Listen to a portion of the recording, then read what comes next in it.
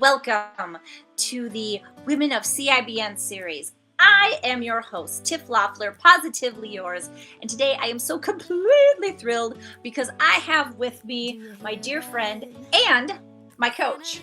Now, she is a speaking, voice, and presence coach. Yes, a glorious trifecta of awesomeness for all of you out there who want to improve any element of your speaking capabilities. You know you got it in you, but sometimes you just need a little help, or like me, you just enjoy a lot of rockstar VIP treatment, which is what you get with Danielle Benzon. So, Danielle, I am so excited you are here. Welcome!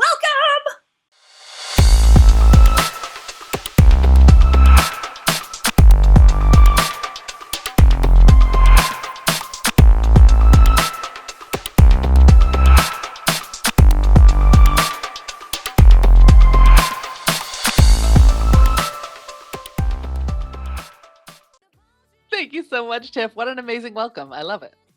Well, thank you. Everybody, we are here today because I am tasked with the great privilege of interviewing ladies in CIBN and letting you all know why they're so awesome. And then you get to know them better. And so it's a win-win for me because then I get just to hang out with Danielle. And every time I get to hang out with Danielle, it's magical. So what we're going to start off with, I think, Danielle, it's just fun to talk about how we met, because I think it's really cool to just acknowledge how amazing life is. You have this moment in time and you connect with someone and it changes your life and it's amazing. So Danielle was on a summit for CIBN. I love that CIBN has great summits throughout the year. And then she's been on the calls that I host on Tuesdays that are called Bold, Beautiful, and in Business. That's the Meet and Link. And it's a women's group, which is getting an up level this summer, which I'm super excited about, but I loved it. And so, Danielle, could you just refresh my memory? Because what I love is that I've been going through some changes with my business. I'm regrouping. This is exciting. And then you chose a moment where you're like, you know what?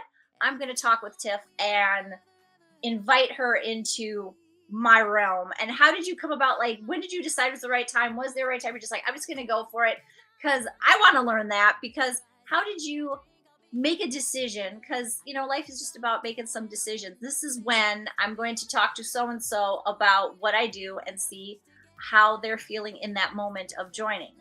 If that's a very long way of saying, so, hey, Danielle. Yeah. I just want to jump right into that first, and then we'll get back to learning a little bit more about how you've become what you do. But I just had to ask because I was just so curious. Thank you. You know, I'm not sure. I remember how we met. I remember that we met I did the summit and then I came to the Tuesday group, but I don't remember. I think we were just having chats. It usually happens organically. So Yeah. by the time I finish telling someone what I do, they're either like, oh my goodness, I need that. Or they're like, wow, I really am not interested at all. So you probably said something like, oh my goodness, that sounds so cool. How do I do more? And I probably said something like, oh, why don't you come join me? To be honest, I don't remember. But we were doing networking calls. We were spending a lot of time together. So I was attending the Tuesday group. And then one of the wonderful things that CIBN does is they encourage people who are in a meeting, book a meeting from the meeting. So we were doing one of those getting to know you kind of calls. And I think we just vibed, to be honest. Totally. Yeah. Okay, I love that. And since you brought that up, thank you. This is the perfect time early on in our getting together here there is the CIBN TV channel on YouTube. So when you see it up there above, to like and subscribe, because not only are you going to get a bunch of great information, a bunch of great videos, the summits are there's just so much good stuff. There really is. And what I love about the CIBN TV channel is that they're giving you a lot of, I'm going to say the word classic, a lot of classic information, stuff that doesn't change. We all know that stuff is changing all the time, media-wise, social media, technology, and also there are basics that are essential.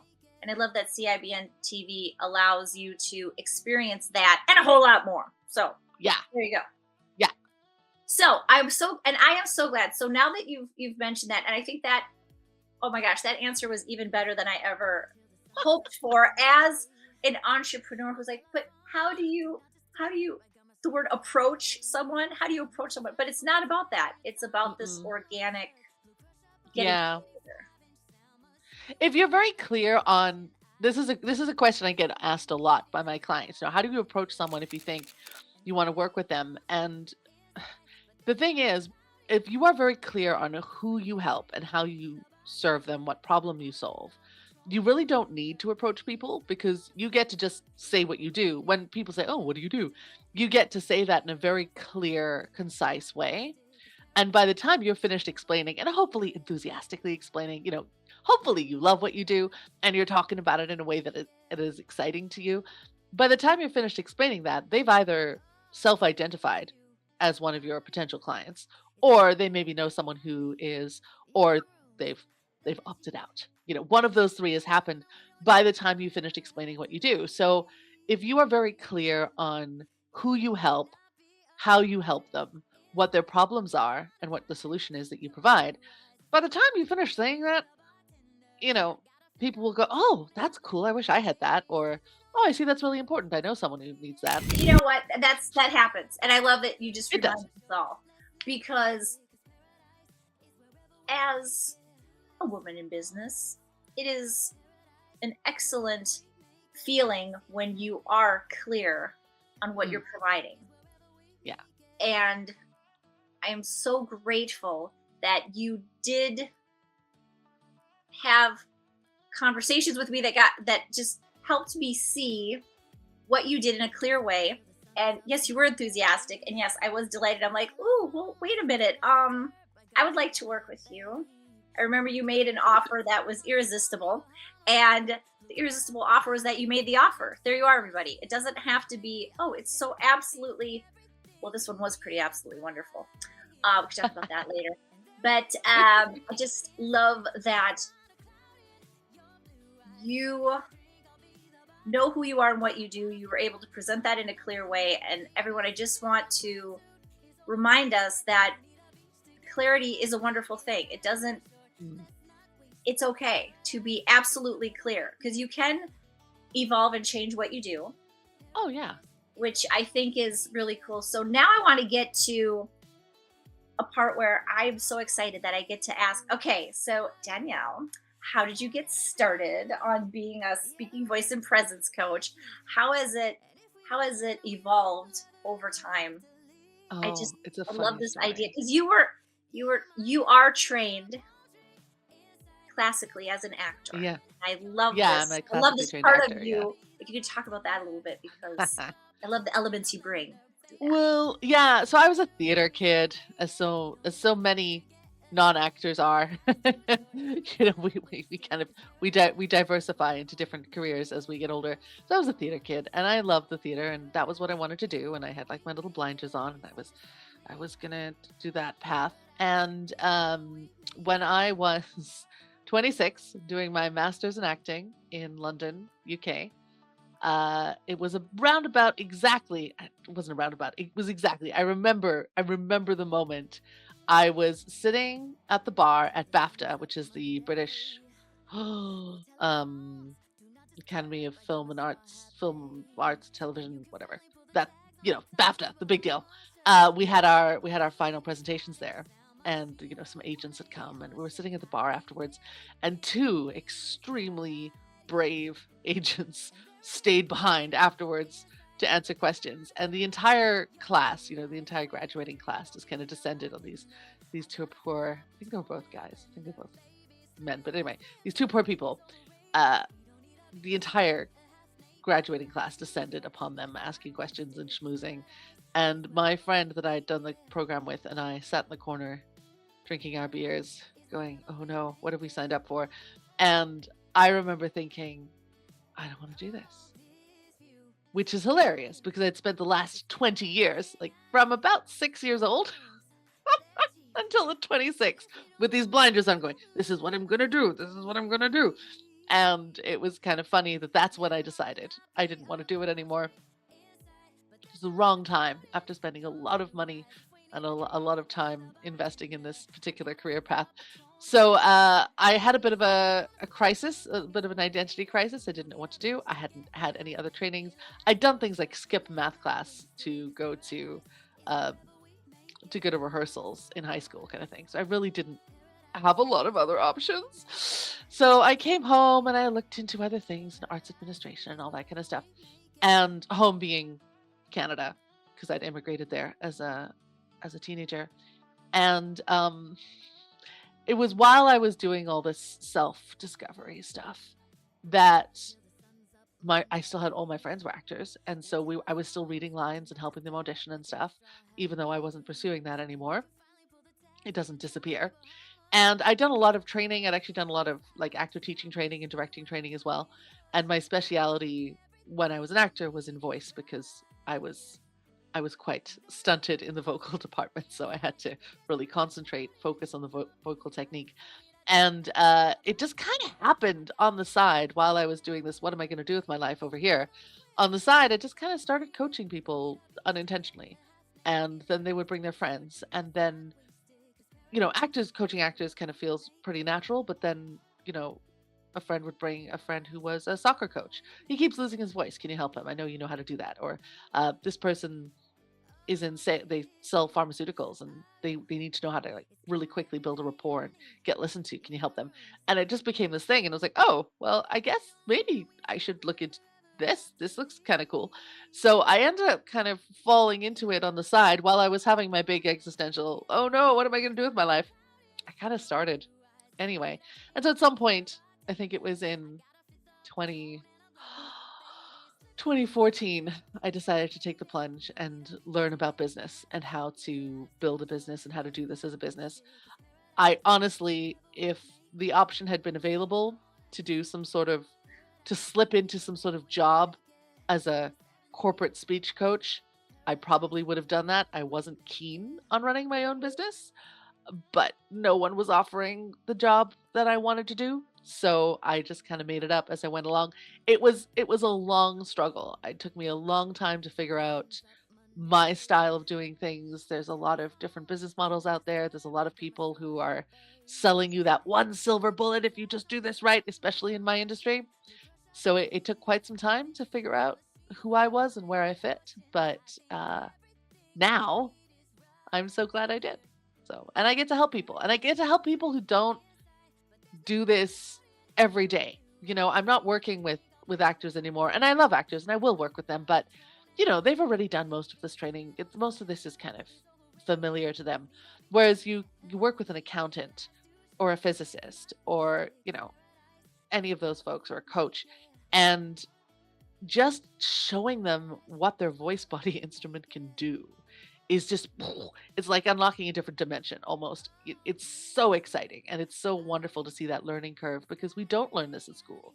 We're born in this instrument, we don't get a manual, and we're supposed to just pick it up, and we do, but we pick up a lot of bad habits as well.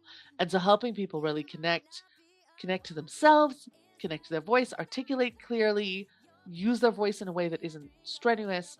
It's so exciting. And I absolutely love it. I love it too. Mm. Okay. Because everyone, I love that you talked about style. And Mm. thank you so much for being you. Everybody, one of the reasons I absolutely love being a client of Danielle's is I get the Rockstar VIP treatment every time I'm with her. Okay. I mean, it's just the best. And one of the reasons that I always want to bring that out is because so often working with people, whether in a job or in a business, and it can't always be that way 24/7.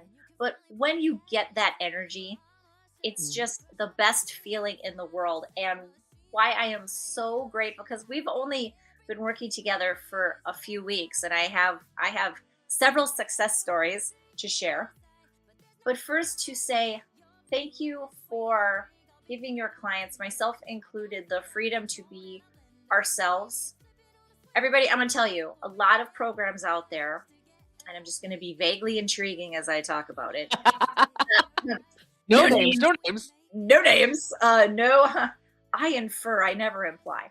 But there's the inference that maybe someone out there says you have to fit a certain mold, you have to speak a certain way, and that is, and they don't hyperbolize, but pretty close, that this is the only way, or this is pretty much the only Yeah. way. And if you don't do this, again, it's good luck. And that can just be very self defeating Mm, because we're all out there and we understand that if we're in business, there are certain things we need to know. There are just those basics. But mhm. also, we're ourselves, we're our unique, wonderful selves. And when you became my coach, I was able to be acknowledged as this is who I am.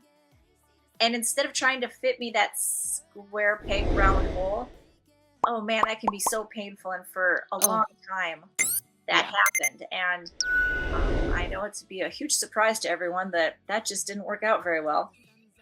Uh, so I you can't looking at you, I can't imagine why. who knew?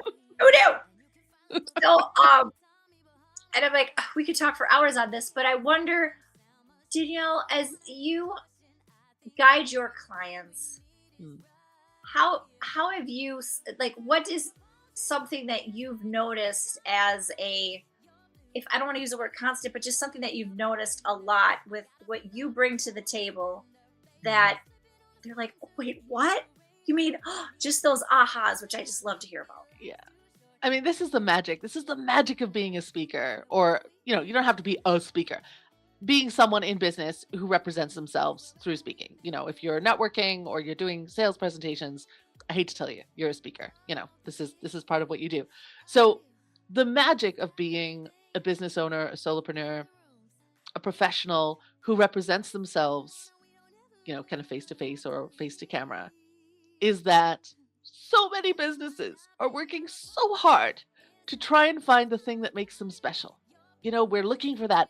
What is our point of differentiation? What makes us unique? If you are out there speaking, you've got it. This is unique. There was no one else like you out there. And the more you lean into your values, your style, your secret sauce, whatever that is, the more you lean into your personality, what you're passionate about, what you're passionately against, the more you stand out from the crowd. And you don't even, this is the great thing as a speaker, you don't even need to really know exactly what that is. I mean, the more you have it quantified, the more clear you are, the better. But even if you don't, if you just focus on being yourself and being really authentic and integrous to who you are and what you believe in, you will separate yourself from everyone else and you will stand out, which is what we all want in this crowded world of too much advertising. No one is choosing, I think, any business at this point based on what they do. The market is glutted. There are so many people who do what you do. I don't care what you do. I don't care how niched you are. There's other people who do what you do. Chances are. But people are making that choice now, not on what you do, but on how you do it, how you make them feel. Do they trust you? Do they like your vibe? Do they feel safe with you? Those kind of things. Do they feel challenged in the right way by you? Everyone has a fit. And the more we embrace who we are, the more we know how to embody our values, embody our brand essentially with your voice, with your body language, with the way you show up, then people can recognize you from far away and they can be attracted to you. So this whole client attraction, building trust, building relationships becomes so much easier as a speaker because you already have it. It's the whole Wizard of Oz thing. It was in you all along. But what so many speakers come to me with is they're like, well, I have to be professional, which means I have to be completely devoid of all personality. That is not what professional means. That is not what professional means. Are you good at what you do? Are you ethical? Do you provide value? Are you respectful? If you are those things, you don't need to fit yourself into a professional mold. You don't need to change who you are. Sure, if you are super casual, if you have blue hair, certain people aren't going to want to work with you. Guess what? They're not my kind of people. I don't want to work with them anyway. It's fine. It's totally fine. There are enough people in the world. There are so many people in the world that your ideal client, if you try and suit everybody, if you try and please everybody, you're not going to please anyone. So your ideal client is out there. You don't need to try and change yourself to fit the entire market. That's not going to work. And you don't need to leech yourself of personality. Professional means that you do what you do in a professional way. You have values, you have ethics, you have integrity. It doesn't mean that you can't be a quirky weirdo at the same time. Of course you can. Absolutely you can.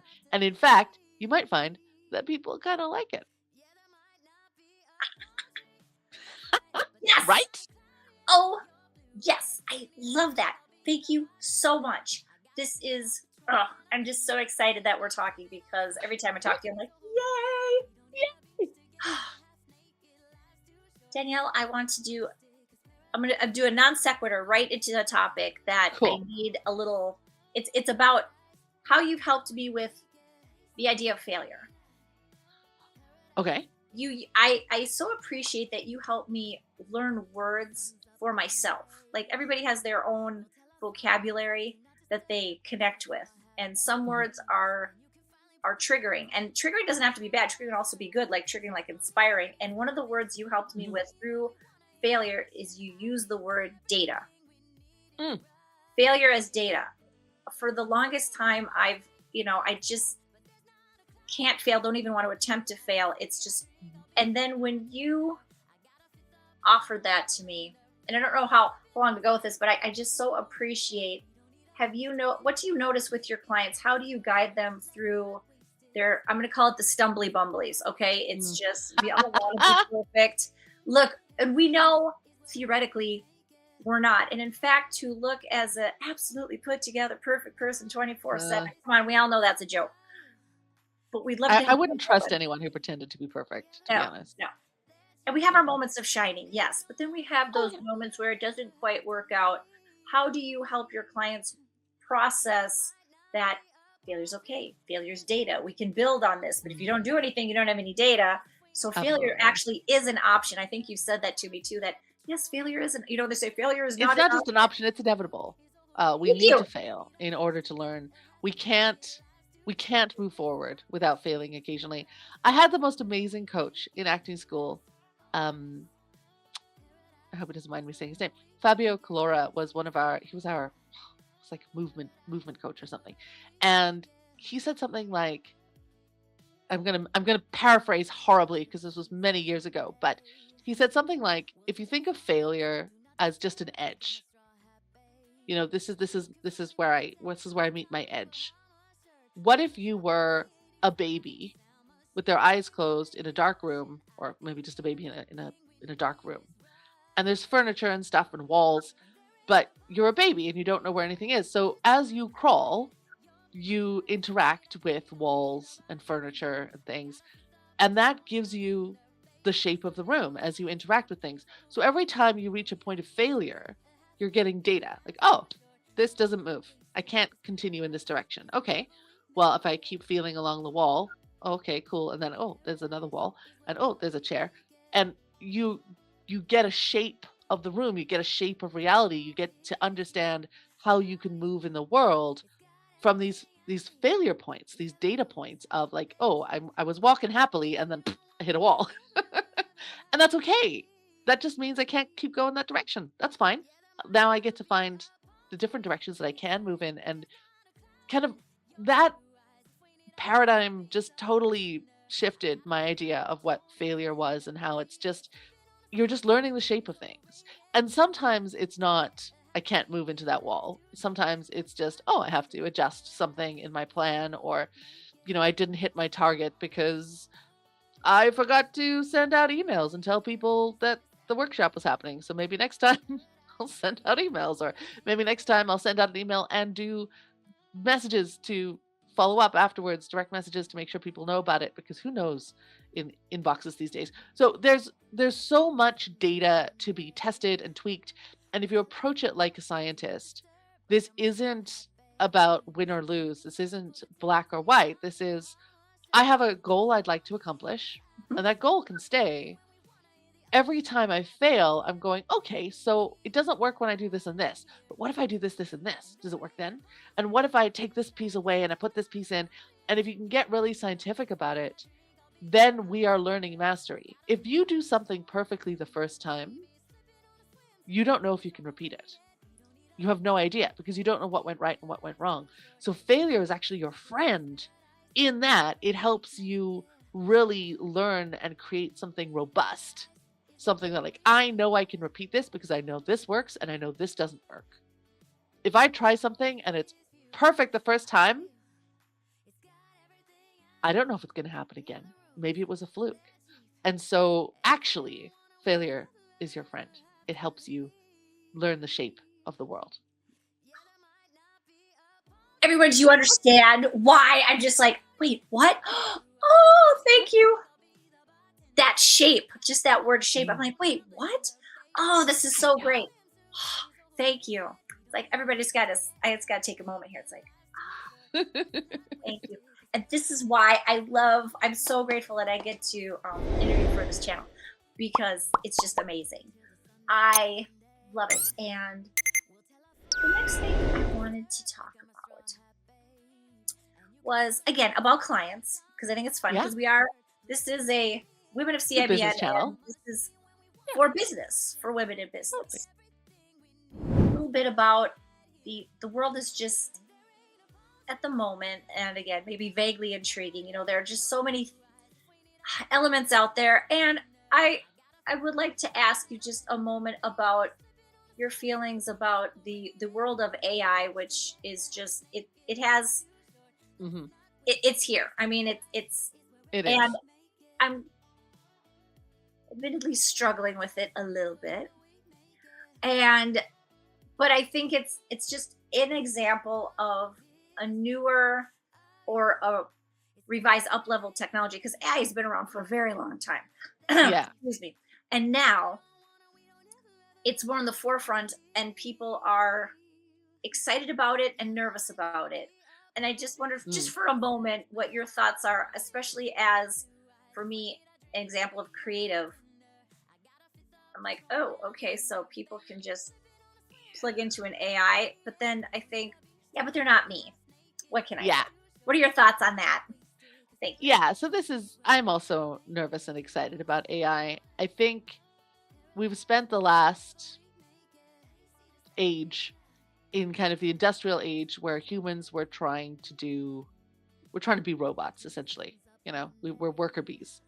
And it's time now for humans to be more human and let the robots do the robot work. And I do feel like the age of the humans trying to imitate machines is over, and the age of humans really embracing what it means to be human is here, because we've been trying, this is the whole, like, leeching yourself a personality, trying to be a cog in this big machine. It's all about, it's that industrial thing of, like, well, we need workers and we need people to fall in line and do the thing. But we don't need that anymore. We have AI, we have machines. We really don't need humans to do that kind of stuff anymore. Now we need humans for the creative part. And when I see people use AI to try to create art, it does make me sad. But also, it's subpar art. Like, come on.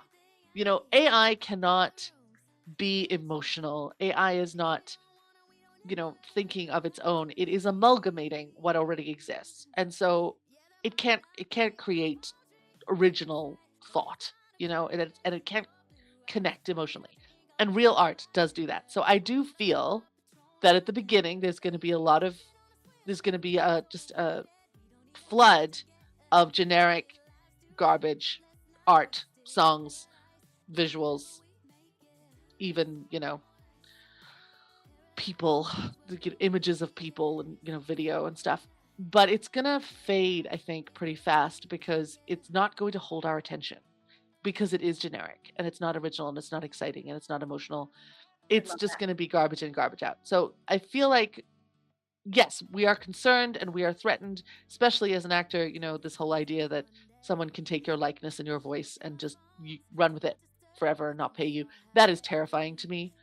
However, I also think there are limits to what AI can do as far as originality goes. And we need to lean into what we're really good at, which is messy and emotional and weird and strange and odd and unique. And what's so cool, just listening to me speak now, human speech, candid human speech, is chaotic. It's difficult to imitate. Rehearsed human speech and AI sound exactly the same. So this is one of the things that I think a gift that AI has given us is that we are no longer encouraged, or we will not for long be encouraged to hide behind our scripts and write these perfect scripts and memorize these perfect scripts and have that distance between us and the audience. All of our little safety control things that we use to stop us from being vulnerable and authentic and present with our audience, they're all kind of being mastered by AI, and it can do that better than us. What it can't do is this in the moment, present, synergy, excitement, weird, chaotic stuff that's going on here. That can't be replicated. So we are going to get to a point, and I think we're already starting to realize that our attempts at perfection and control and try to, I'm trying to be the best version of myself is really a lie. And it's a way to kind of distance ourselves from our audience. It's a way to feel safe. This whole memorized, kind of over rehearsed robotic speech is going to fall away. And trying to be perfect is going to fall away. And the more messy and real and weird and candid and chaotic we are, the more relatable we are, the more human we are.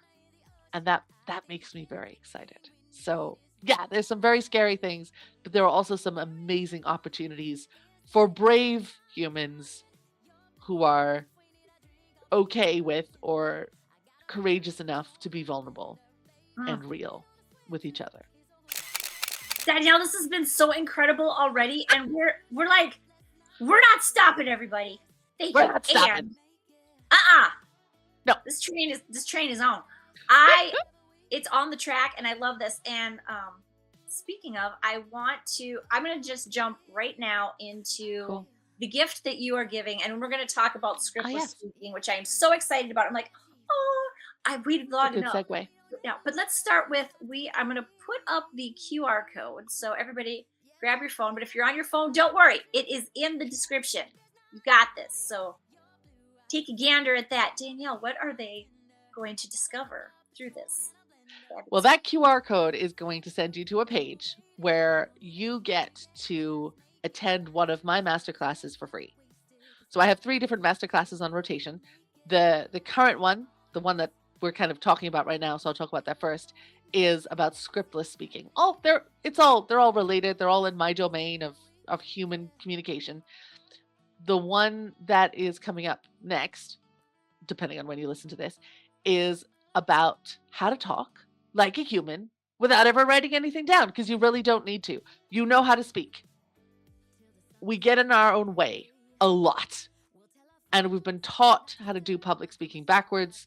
We've been taught to write things down and memorize them, and, oral presentations at school. Ooh, you talk every day. You speak from the heart every day. And being a good speaker is not the same skill as being a good writer and a good memorizer. Those are different skills. Being a good speaker is someone who can, in the moment, translate a feeling or a thought, or both, in real time into words that connect with another human, either through video or in person.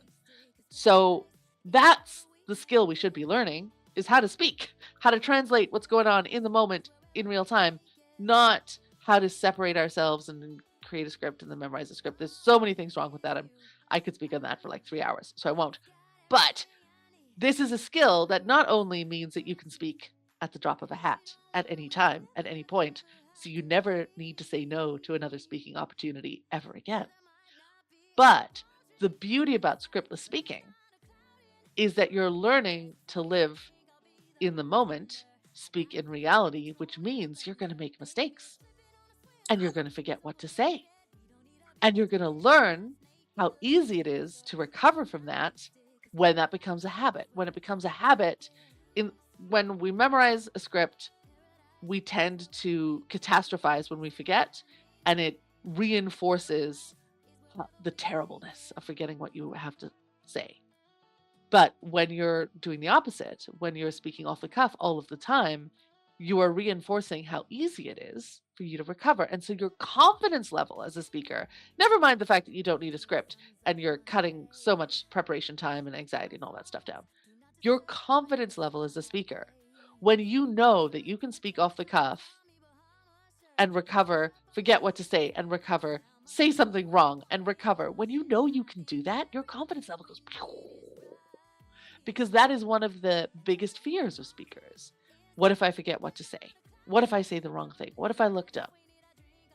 Our self-judgment, our self-consciousness is one of the main things that stops us from getting up on stage or from relaxing on stage into our brilliance. It's a difficult thing to do if you don't know that you can trust yourself. So this technique allows you to build, it's like physically building that trust in yourself. Like, oh, I know what to do. It's okay. I forget what to say. It's fine. I'll figure it out. There are certain techniques I can use, if I do get lost. I do have a structure. This isn't about winging it. It's not about, oh, just speak off the cuff a lot. You'll be fine. No, of course not. There is a structure to it. There's a practice that you do. But once you get good at it, that muscle memory is there forever. And you'll never lose it. So that is the beautiful thing about scriptless speaking. We also have 2 other masterclasses. There is embodied confidence. So how to show up in this physical body in a way that invites confidence in, because confidence is something that comes afterwards, but there are certain things that you can do that encourage you to feel a certain way. So we talk about the body language of confidence and the vocal tone of confidence and the words of confidence and how we can show up in a way that allows us to feel confident as quickly as possible. And then also we have networking like a natural, because a lot of people do networking wrong. Like Tiff and I were saying at the beginning, if you're doing it right, it just there's this magic kind of Exactly. happens, and you don't have to think about, should I approach this person? Are they going to be a good client for me? You don't really need to worry about that, because there's certain practices that you do, certain structures that you have, certain ways of expressing yourself, that it just organically happens, and you're not stressing and you're not trying to sell to people, because that is kind of gross, to be honest. We shouldn't be doing that. So Yeah. those are my 3. Okay, that is so. You get 1 ticket when you So just click on the link, get that QR code, and then you can experience Danielle. It's Yeah. fantastic. And I love that you have this rotating 3, so that Yeah. and everyone, I've been to the first master class. Let me tell you, incredible. I don't know how you're offering, but you're offering value beyond, like, phew, it's in the stratosphere, girl. Let me just say thank you for that. Because I was like, It's yeah, pretty cool, huh? it is And cool. they're all very interactive. This isn't Yes. you sit and listen kind of masterclass. No. No. I want to go beyond workshop and say this is a playground. Yeah. It's Oh, I fun. like that. Yeah. And I wanted to, and yeah, everybody, okay. I'll put it up again at the end, but I want to make sure QR code, click on that. Okay. And I wanted to thank you for bringing an element of playfulness Mm. in a professional way to speaking. And everybody, now I've got to have to make a personal recommendation and also an example of why it is so incredible to work with Danielle. So I love that Carrie George of CIBN, like she says this, and I love it so much. Winging it is for KFC, all right? Kentucky Fried Chicken, for those of you who, yes, aren't in the US. And that is true. And just like Danielle said, of course you don't want to wing it and just not know a thing. When I just started working with Danielle, there was a summit that was coming up, and I'm gonna say it, I used to wing it all the time. Even though I was told not to, I'd be like, nah, I'm just gonna hop in and whatever comes out of my mouth, boop, there we go. But there was this underlying moment of, see, that way if I make a mistake, I won't feel too bad because I was winging it. And well, if I had practiced, I would have been better. But I kind of had that strange logic. And Danielle offered just to have a couple talking points, just to have a little index card with a couple ideas, just to have an outline, but to allow the room to grow. Okay, so just had to say, I thought that was brilliant. Now we get to the summit, and it was a 3-day summit, and I was so excited. I signed up to speak all 3 days. So the first day, I'm going to say it, I did it Danielle's way. It was amazing. I was on top of the world. I was feeling so awesome. It flowed. The timing was really good because I had this flow to it. Yes, I was being me, and it wasn't scripted at all. And thank you again, Danielle, for the opportunity to say, no, you don't have to script. In fact, that's trying to put the square peg in the round hole. Yeah. Now, day 2, I thought, I got this. I'll just wing it again. Yeah, that didn't go as well. I mean, the talk was okay. It was fine. And also, the inside of me was like, okay, I still have this time to fill, or nope, now I'm overtime because I want to talk about these other things. And it felt rushed. And then, third day, why did I lather, rinse, and repeat on that? I was like, yeah, I guess I'll just wait. So I just want to say, see, this is why we have people in our lives who are our coaches, who are our teachers, who are our mentors, who are our guides. We have them here for a reason. So Danielle, I just wanted to do the personal plug of, it was so amazing. It had been less than a few days, and I'm speaking at this summit, and you gave me this. So, okay, lesson learned. And the other thing I want to reiterate is the concept of failure and reframe it to, you're getting some data. That shape that you mentioned is just so brilliant. Thank you. And thank you for offering that someone shared that with you. You shared that with us. So everyone, we get to have that now. That failure is helping us create the shape of what we want things to be. That's all good. So this is basically just be chill with it. It's okay. Yeah. And so of course, I have to thank you so much. We're not done yet, but I had to give that personal plug. And again, when you work with someone, Danielle, you know me. Yes, I love everybody. And also, I've got some people that, I am so excited to see. And this is the magic of working with Danielle. Like, I can't wait to see her every time. Okay, I get a notification email. There's a masterclass. So I have to bring that up because I don't know why it's rare. This kind of shocks me because when you said, hey, do you want to work with me? It was like, yes. This was the yes. There was no, and of course there's going to be that, okay, all the things, who cares? It was a yes. And it felt so good to be connected with someone that I had that, because at CIBN, I love Carrie talks about the know, like, and trust. Yeah. But it doesn't have to be it doesn't have to be in an order. That's just my kind of feeling. Like, it was just, there's this beautiful combination. It's like, again, the trifecta. Know, like, and trust. Yeah. And I love that. And I had to say thank you. So I just wondered, because I love that you said it's either a yes or a no, and those are both good. Could you talk about that for a moment? Because we're so, am I talking over you right now because I'm afraid of rejection, right? This is so great. This is so great. This is so great. I love that. Something that just a personal thing that I live by. I got it as relationship advice, and I now apply it to every part of my life, is if it's not a heck yes, it's a no. So if it's a maybe, it's a no. If it's a kind of yes, it's a no. If it's not heck yes, it's a no. And I use that everywhere. I use that in my business. I use that in my personal life. I use that as much as I can. And I feel like the reason we don't make that decision as much in our businesses is because we're trying to make our decisions logically, which is good. Logic is important. But I also think that when you have someone, especially if you're doing something personal, like personal kind of work, public speaking is, you're going to get into some nitty gritty stuff. Like, insecurities are going to come up. I mean, I'm not a therapist in any way, shape, or form, but we're dealing with a human being who has feelings and insecurities, and this kind of stuff's going to come up. And you have to be with someone that you feel safe with. It's not enough just to go, well, logically they teach this, this, and this, so I'll be fine.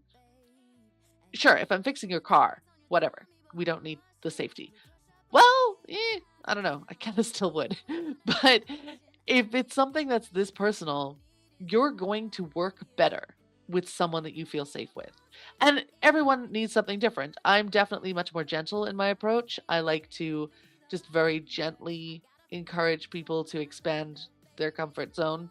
I don't throw people in the deep end and expect them to swim. Some people love that. They find it really invigorating. Great. I'm not the coach for them. I will encourage you to push yourself just a little bit every time, but for me, I kind of feel like because of what we do, because public speaking is so scary and we're being so vulnerable already, it's important to create a safe space for people to be able to expand and play and, build that confidence. Everyone's different. The important thing is to find someone who works well with you. And this is why embodying your values and being able to communicate who you are is so important. Because if you just come across as kind of similar to everyone else, it's going to be hard for your clients to identify this is someone that's a heck yes. And they should always be a heck yes, because if you feel a connection with your coach, then you can trust them a little bit more. You can open up to them a little bit more. You can allow yourself to push those boundaries of comfort and discomfort a little bit more than if you were with someone who was just super logical in a way that didn't suit your personal logic. If that's what you're looking for, great. But everyone is different. And if they don't suit you, your style of learning, your emotional style of learning, your ways of working, they're not going to be the right coach for you. And so that is very, very important, I think, for those of us who are providing services and products, to be very clear on who we are and what we stand for, so that our clients can recognize us easily. And as a client, not letting yourself be talked into something. Really let yourself kind of go, is this a heck yes? If it's not a heck yes, can I find someone else who provides a very similar service who is a heck yes? And I'm always referring people if they're not the right fit. I don't, this isn't about, I work very, I work very closely with my clients. So I'm never going to try and convince someone to work with me that I don't think is a good fit, because then I have to deal with them for the rest of the year. That's not good for me either. So it's not good for either of us. I'd much rather only work with people that I get along with. And we don't have to be exactly the same, but you need to be able to work together well. It needs to be a good working relationship. So I'm often referring people, and I think that's great. There's enough space in the world, and you should be serving yourself. You're the only one. Especially if you're a solopreneur, a business owner, the buck stops with you. So if you're not comfortable with this decision, there's no one to blame but yourself. Now I know that you said you are, and you are a wonderful, gentle coach. And also, I do have to say, everyone, you do also have to have someone in your life who is going to tell you what you need to hear. Maybe you don't want to hear it. Oh yeah. Me, for example, Danielle's helping me to make decisions. I'll tell you, and we were trying to figure out, I don't even know what it was. It was just one little time, but I was like, I don't, and you finally said, Tiff, make a decision. You can always change it later, but you have to make a decision. And I appreciate that. And I want to thank you because you took a stand for my greatness in that moment. And I love that that's what a coach needs to bring to Absolutely. the table. That you're not afraid. You're more than happy now that you have vetted someone and you both decided, great, we're working together. Okay, that means that I'm going to tell it to you like you sometimes Oh, I might not, always tell it like it is. That's but you got to tell it that's like it is. definitely, yeah. Yeah. You can tell someone gently. You can Yes, be brutally honest in a gentle way, I feel. but I also love that it wasn't like, oh Tiff, it was like, make a decision. Like you knew that, and what did you do? You used your presence, your speech. Okay, you used your voice to say in a commanding way that was emphatic, not bullying, which I just had to bring that up just for a moment, in the sense that thank you for not, because there are a lot of people out there that are going to try to persuade you in a way that is not cool. Well, I'm Mhm. just going to put it that way. And it's important to have someone that you know that you can connect with. And it's Mhm. also nice to have someone. Another benefit of having Danielle in your world is that, you know what? She is available not just in that moment. Like, you can email her. I've emailed her with questions, messaged WhatsApp her when me, we have our whatever. scheduled calls about other things. And I just wanted to say again, just as a bonus, this is brilliant when you're with someone. It's like when it's a heck yes, oh my gosh, the heavens open Mhm. up. Okay. And there are worlds that are presented that you didn't even think were possible, but they are possible. And so I had to say that also. Now we're not quite done yet, but I thought, all right, I got to put up the masterclass link again because again, you're gonna want to check this out, everyone. This is an incredible use of your time. All right, incredible use of your time with a ton of value. And I love that you have 3 masterclasses and you get to experience any one of them of your choosing. And she's offering that to you. And I just want to say, Danielle, thank you for that. Thank you. That's Yeah, incredibly generous. And I it's love fun. it is fun. It's fun. Okay, It so should do be we have fun. any This is the thing, right? And this is the luxury of getting to design your own business. I run my own business. I work for myself. I'm the only person that I answer to, and so I get to design the business to suit the life that I want to live. And the life that I want to live is I want to work with a handful of clients, you know, all out, just 100% all in, all out. You know what I mean? But just, fully committed to a handful of clients, high ticket. We work together and it's amazing. And then I get to share pieces of what I do with everybody because this isn't just about making money for me. This is about creating a movement of people who are better at communicating, better at being human, better at understanding their feelings, better at communicating their feelings, better at leadership, better at emotional maturity. This is a world that I want to live in. And if I only share that with people after they've decided to become clients with me, my reach is only going to go so far. oh, But I get to create this world and this business where I have a handful of amazing clients that I work with very closely. And then I get different tiers and I get to go, okay, so this workshop, it's a certain price. I get give to some people, if you're watching this, you get it for free. Different ways in. And that is something that I think the whole world needs to know. And so I'm going to share it as much as possible. And then there's different levels of that. So I think that's really cool because if I was limited by, well, I have to sell so many widgets at this price or whatever, I wouldn't be able to make the difference in the world that I want to make. And I think that's very important. I do too. Thank you. I love this. Now I just again want to make sure that Oh, people know because this how did we meet CIBN? What can I say? It's a yeah, yeah. great place to meet incredible people and the connections for business, personal. It changes CIBN changes lives. What can I say? It's changed my life. I am so excited that Danielle is here. So I want to make sure that I show the look us up on YouTube. This is where this is going to be, and click subscribe, like all the things. Hey, let your friends know. May I say something wonderful about CIBN? Please do. So CIBN is a fantastic networking space. And one of the reasons, there's a couple of reasons why it's so good. One of the reasons it's so good is because it's human first networking. So you aren't encouraged, even at all encouraged, you are discouraged from doing that sleazy thing of just kind of that, oh, is this person a good sell for me? You're encouraged to network in the true sense of the term.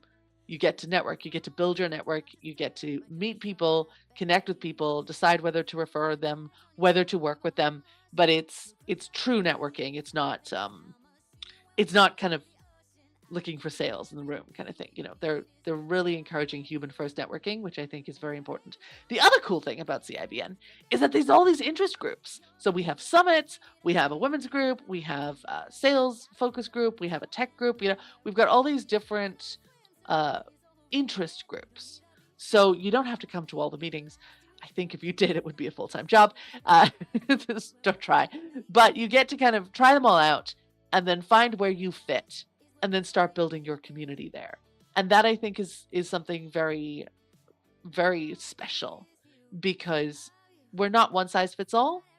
And if you're in this huge networking group where you're trying to be everything to everyone, that doesn't really work either.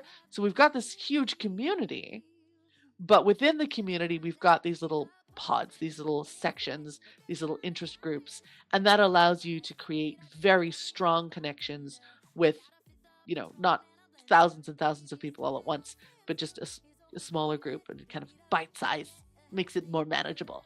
And so we can create these real connections and truly refer people that you actually believe in, instead of just, treating people like numbers or transactions, which you can be tempted to do if you're not encouraged to do it in a human first way. So I just wanted to say that's why CIBN's great. I agree. I love that you brought that up. That is so incredible. That again is just, oh, I want to say chef's kiss, mwah, because I am very grateful to CIBN because I got to connect with Danielle. And now I'm one of her clients. And it's just the best ever. And it's so much fun. And I would like But to we talk- didn't start out that way. We got to know each other quite well We did, first that's before true. we worked together, and that's really important too. Yeah, I think so too. And I just wanted to take a moment about timing, because I look at the time, I'm like, we only have a few minutes, but that's okay.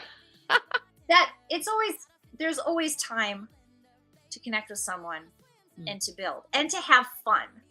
Danielle, it's fun to work with you.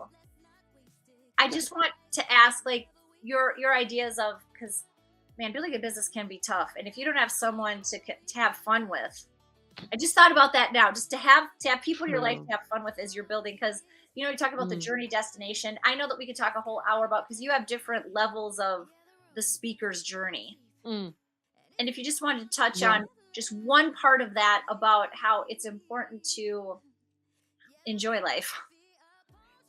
It's important to enjoy life. The thing is, discipline will only get you so far.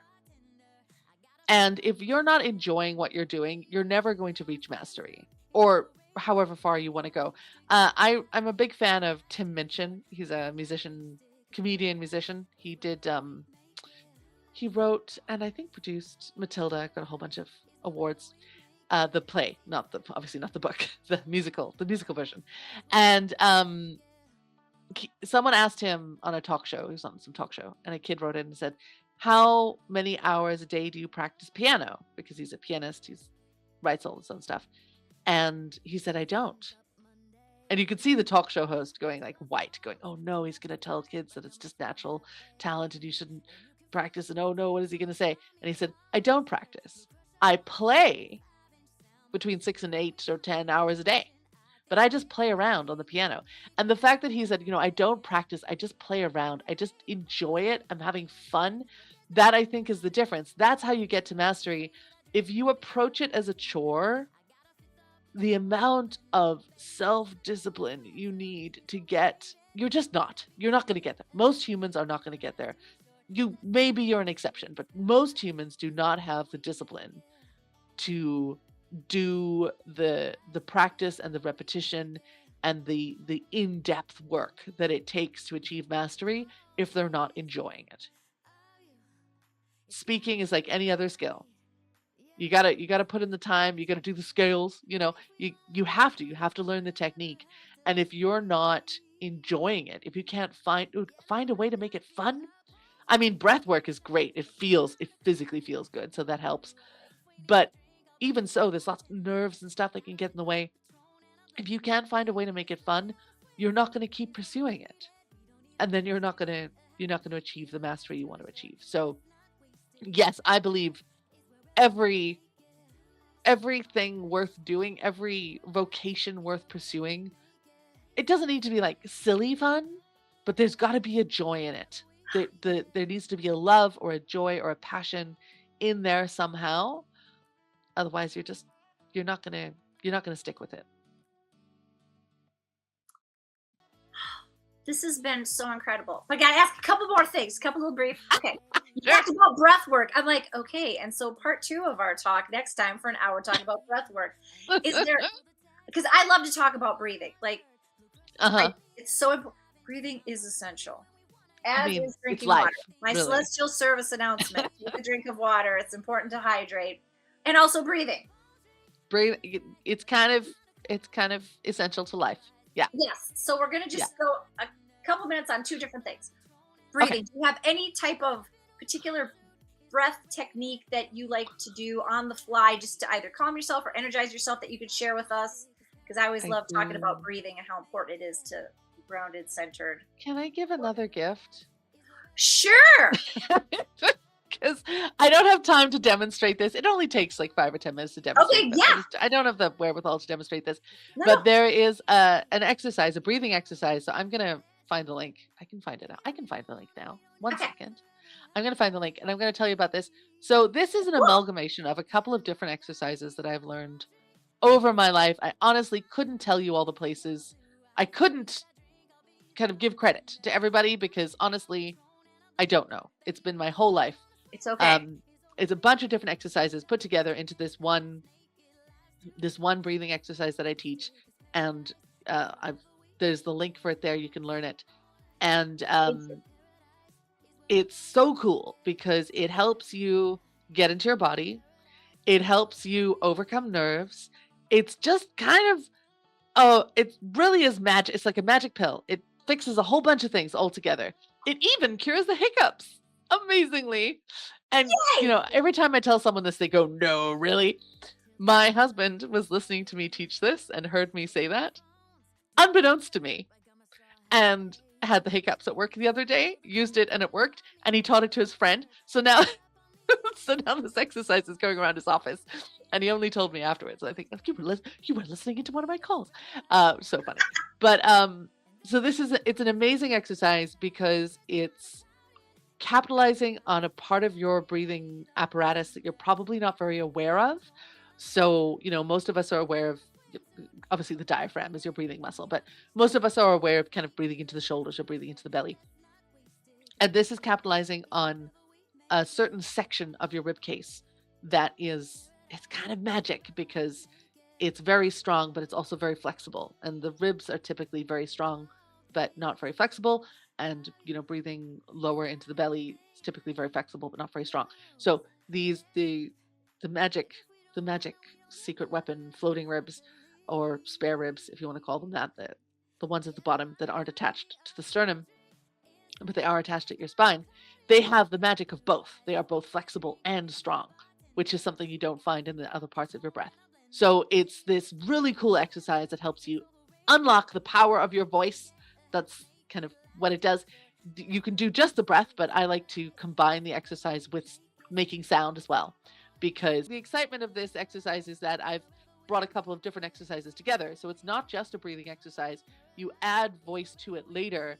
Ooh. And as a breathing exercise, it's great. But when you bring the voice into it, it also helps you to ground your voice, find a part of your voice that perhaps you haven't connected to before.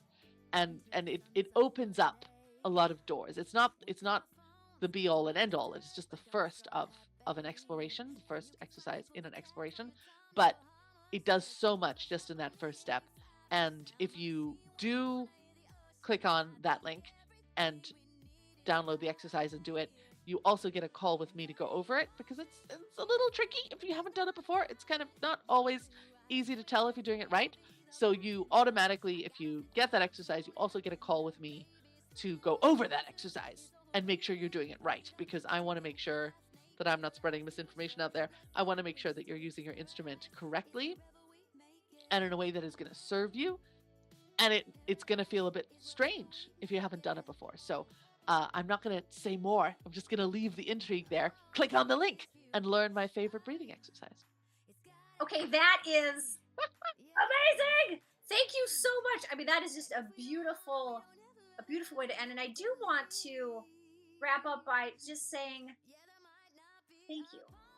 And everyone, there was a lot of incredible information in this hour. And I'm just going to take a moment, take a breath, and just take it in, because it's so much fun. But now that it's on YouTube, you can watch it as many times as you like. You got the QR code and the link in the chat for the amazing masterclass. Now we have a bonus. I'm so excited about the breathing because this has been fun. Thank you for the joy you bring to your clients, myself included. Thank you for being a part of CIBN. Thank you for this incredible interview. Do you have a parting thought? Parting thing you want to part with for Yes, something? Please do. I do. Thank you, Tiff. Thank you for Yes. giving me the opportunity Yes. because we're so focused on being productive and hustle culture and everything. We focus on the out breath. Shift your focus from the out breath to the in breath. You can't release what you don't bring in first. So if you are wanting to be louder, clearer, whatever, more effective in the way you speak, instead of focusing on the out breath, focus on the in breath. Nourish yourself, feed yourself, let the air in, and that will completely change your relationship with your out breath by focusing on the in breath. So breathe in.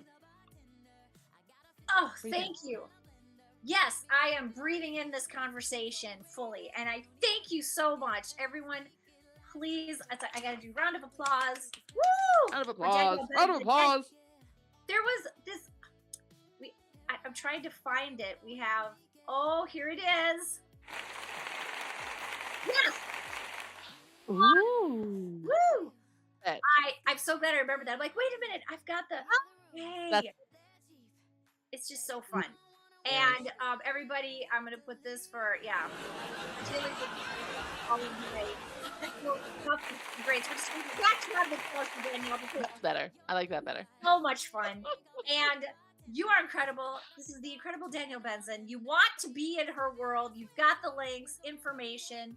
You're clicking on that CIBN TV. And I just want to say I'm Tiff Loeffler. And on behalf of the Women of CIBN series, we look forward to seeing you next time. So until then, I do like to say ciao for now because I love to eat and I hate to say goodbye. But I get to talk to Danielle right after this. So everyone, stay tuned for the next exciting interview. Thank you. Thank you, Danielle.